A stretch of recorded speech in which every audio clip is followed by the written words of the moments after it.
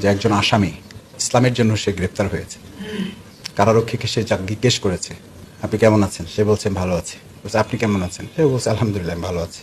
তো কারারক্ষী তার কাছে জানতে চাইছে যে জেলখানার ভিতরে থেকে ভালো থাকে কীভাবে লোকেরা, আমরা তো যে ডিউটি করি এই সময়টুকুই তো ভালো থাকি না, কখন বের হবো পেরেশানিতে থাকি।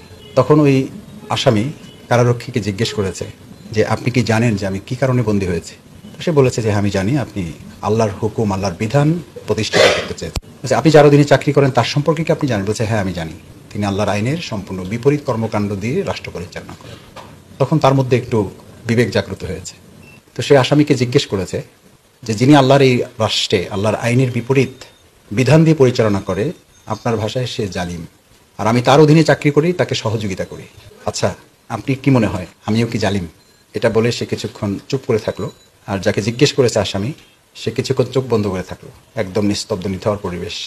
আসামি এবার জবাব দিল যে আল্লাহর আইনের বিরোধিতা করে সে হচ্ছে একরকম জালিম, যে তার সহযোগিতা করে সে হচ্ছে তার চেয়েও নীরব একজন ঘাতক প্রকৃতির জালিম।